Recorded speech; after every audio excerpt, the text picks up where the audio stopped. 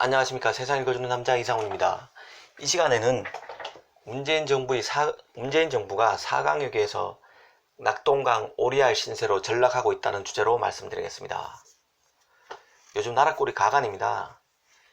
돈밖에 모르는 트럼프는 동맹의 가치를 장기판 졸처럼 보고 있습니다. 그리고 외교, 안보, 경제가 동시다발적으로 나락으로 처박는 와중에 문 대통령은 국정 운영을 포기한 듯한 모습입니다. 어제는 저도에 가서 이순신 장군이 첫 승리를 한 곳이라며 역사 선생님 노릇을 하고 왔는데요. 일단 동맹을 김정은보다 못하게 취급하고 있는 트럼프의 행태부터 한번 살펴보겠습니다. 지난주 볼턴이 방한했었습니다. 그 당시에 한국 언론에서는 한일 간 반도체 디스플레이 소재 수출 규제 사태와 관련해서 볼턴이 일정 부분 역할을 하지 않겠느냐는 그런 분석이 나왔었습니다. 관측이 나왔었습니다. 하지만 볼턴이 가장 강조했던 부분은 한미 방위비 분담금을 올리려는 데 주안점을 뒀었던 것 같습니다. 어제 본격적으로 이제 알려지기 시작했는데요. 지금 우리 한미 분담금 협정에 따라서 우리가 한국 정부가 내고 있는 돈이 1조 389억입니다.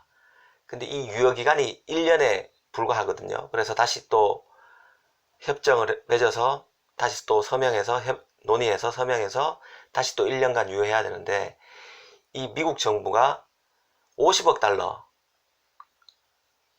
6조 원이 넘는 돈이죠. 50억 달러 정도로 인상을 요구했다는 겁니다. 볼턴에 와서. 물론 한국 정부는 일정 정도 의견 교환을 이뤘지만 구체적인 액수까지는 논의되지 않은 것으로 안다. 이 정도로 발언했습니다. 구체적인 액수까지는 논의되지 않은 것으로 안다. 50억 달러라는 구체적인 숫자가 흘러나왔는데 이런 식으로 얘기한 걸 보면 50억 달러를 얘기한 게 틀림없는 것 같습니다. 참 어처구니 없는데요. 제가 이전에도 말씀드린 적이 있는데 이 분담금 협정이 이제 우리 입장에서는 장기간에 걸쳐서 돈을 지급하는 것으로 그 협정을 맺었어야 되는데 1년간 유효기간을 1년으로 하는 바람에 계약이 만료가 임박할 때마다 다시 또 그 방위비 분담금 이슈를 논의해야 되는 상황이었고 그것이 바로 5배로 바로 뛰어버린 겁니다. 한국 정부 입장에서는 부담이 너무 커지는 거죠. 그런데도 지금 정부가 이런 식의 얼처구니 없는 협정을 맺었었습니다. 그 불똥이 튄 거죠, 이번에. 미국 정부로서는 사실 그 한미 동맹을 단순히 돈으로만 환산하는 그런 단계로까지 지금 한미 관계가 악화되고 있다는 것을 이번 사례가 보여주고 있다는 생각이 듭니다. 특히 볼턴 방한 당시에 미사일까지 발사가 됐었는데요, 북한이요. 이 미사일 그 사거리가 한반도 전역, 제주도까지 한반도 전역을 다 커버하는데도 트럼프는 김정은과 사이가 좋다는 식으로 발언했습니다. 그건 일상적인 미사일이라는 거죠. 작은 미사일이라는 거죠. 대륙간 탄도 미사일만 아니면 된다는 식입니다. 미국 영토인 괌 정도까지 날아갈 수 있는, 아니면 미국 본토까지 겨냥할 수 있는 대륙간 탄도 미사일만 아니면 된다는 식의 발언을 했습니다. 우리로서는 참 어처구니 없는데요. 지금 일본이 반도체 소재 수출 규제를 우리에게 꺼들었는데 트럼프와 그렇게 사이가 좋다는 아베도 한일 군사 방위 협정에 대해서 깰 수 있다는 미일 방위 협정을 깰 수 있다는 트럼프가 뒤통수 치는 그런 일이 있었죠. 여기에다가 이번에 이런 그 트럼프의 미사일에 대한 이런 인식, 이런 것들이 사실은 문재인 정부의 대북 밀착에 대해서 더 우려감을 더 크게 느꼈었고, 결국 이게 우리의 반도체 소재 수출 규제로 불똥이 튀었다는 게 제 개인적인 판단입니다.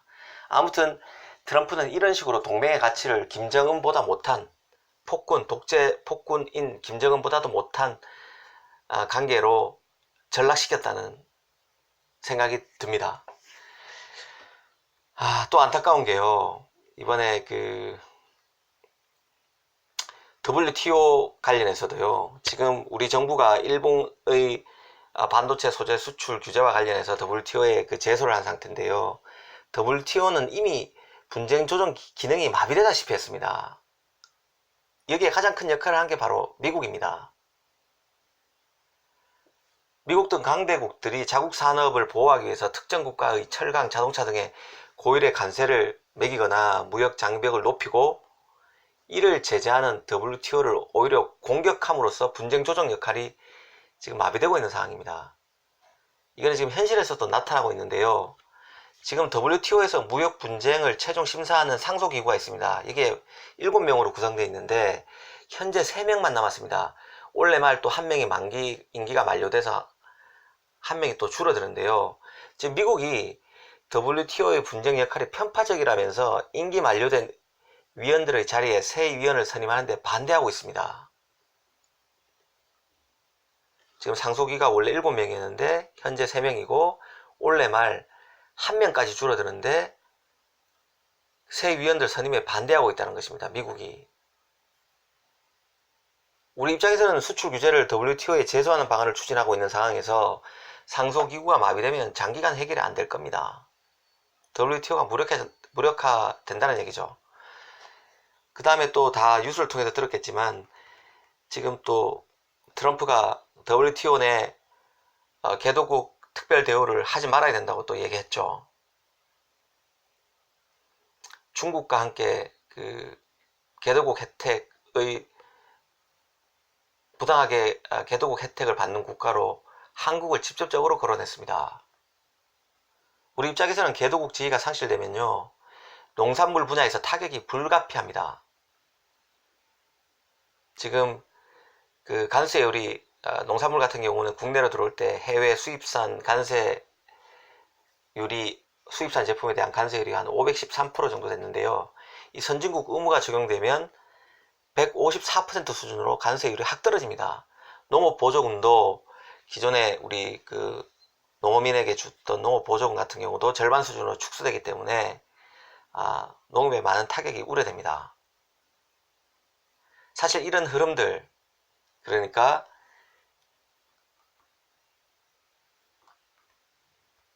우리나라의 방위비 분담금을 크게 5배 이상으로 올리고 미사일 발사와 관련해서도 미국 본토만 때리지 않으면 된다는 식의 발언들, 그 다음에 WTO 관련해서도 분쟁 조정 기능을 마비시키고 또 WTO 내 개도국 혜택을 중단해야 된다고 하는 요구들, 이런 것들은 사실 트럼프가 그동안 캐치프레이즈처럼 내걸었던 아메리카 퍼스트, 머니 퍼스트를 외쳐온 트럼프의 행보와 일맥상통하는 것들입니다. 분명히 예측 가능한 부분이 있습니다. 물론 우리에게는 죄다 지금 안 좋은 쪽으로 흐름이 가고 있는 상황입니다. 그런데도 우리나라 일각에서, 특히 보수 집단에서 트럼프를 신주 떠받들듯 하는 사람들을 보면요, 참 한심하기 이를 데 없습니다. 성조기를 태극기보다도 더 신주단지처럼 모시는 사람들이 많은데요.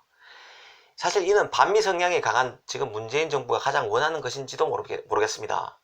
이런 식의 트럼프에 대한 맹목적 지지가 일반인들에게는 거북하게 보이겠죠. 이 맹목적인 지지가 트럼프에 대한 반미 세력에게는 공격하기에 안성맞춤인 재료가 되기 십상입니다. 지금 어쨌든 간에 이 궤도로 가게 되면요, 결국 미국은 한국을 버릴 것입니다. 아니면 돈을 미국에게 엄청 주고 미군을 사야 되는 그런 상황이 되고 있습니다. 그런 그 두 가지 옵션을 놓고 고민해야 되는 상황으로 지금 점점 가고 있습니다.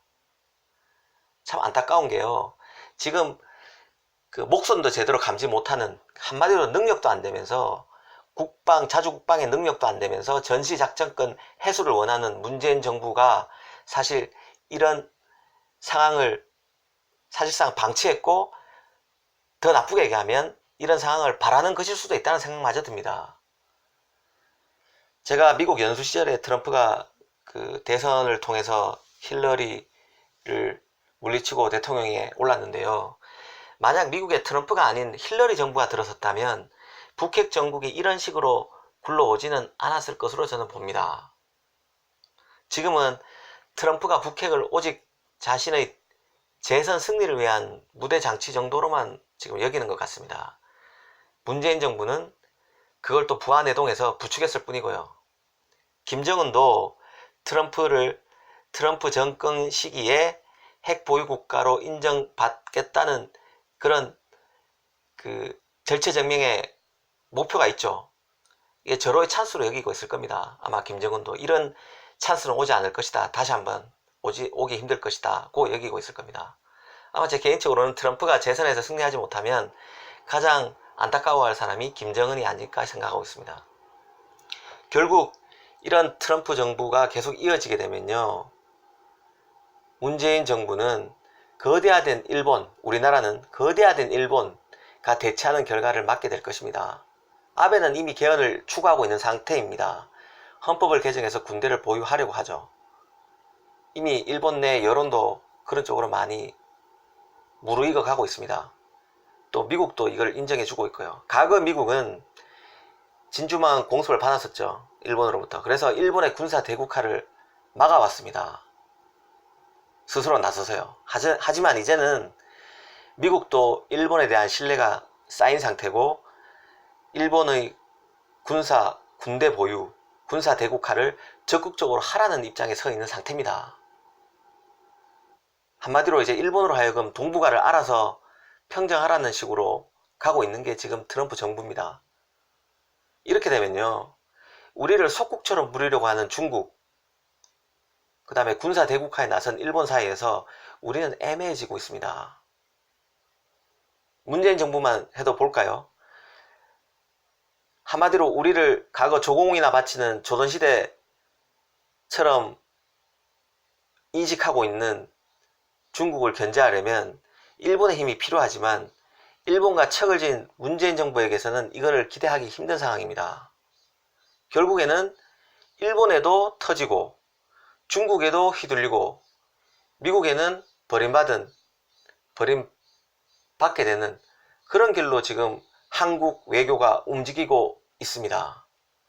이 때문에 일본의 반도체 소재 수출 금지 사태도 이런 식의 움직임 속에서 맞물려서 파생된 부작용이라고 저는 보고 있습니다.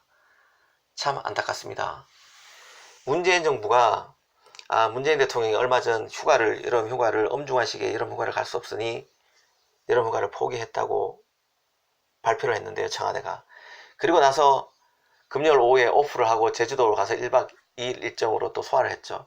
그런데 이번에는 거기도 뭐 대통령의 또 휴가지가 있다는 저도에 가서 김경수 경남도지사를 불러서 한참 재판 중에 있는 사람이죠. 또 대일본 반일 드라이브를 또 걸었는데요. 이순실이 첫 승리를 한 곳이라며 또 그런 식의 발언을 했었는데요. 참 지금 돌아가는 상황을 보면 이런 사고 묻힌의 형국을 리더십을 갖고 적극적으로 헤쳐나가야 될 문재인 대통령은 엉뚱한 일을 하고 있고, 정치권도 지금 기업들의 어려움에 대해서 나 몰라라 하고 있고, 서로 벌써부터 내년 4월에 있을 총선에만 몰두하고 있는 상황입니다. 이런 상황에서 점점 강성 리더십을 갖고 있는 주위의 열강들, 트럼프의 미국, 푸틴의 러시아, 시진핑의 중국, 아베의 일본, 모두 강한 리더십을 갖고 있는 열강들이죠. 한국을 점점 핀치로 내몰고 있습니다. 한국전을 유발했던 에치슨 선언이라고 있습니다. 미국이 이제 마지노선, 동북아에서 마지노선으로 여기는 그 라인에서 한국을 뺀 거죠. 일본까지만 에치슨 라인에 포함됐었는데요. 지금 이런 식의 위기감이 지금 한반도에서 펼쳐지고 있다는 생각이 듭니다. 정신 차렸으면 좋겠습니다. 감사합니다.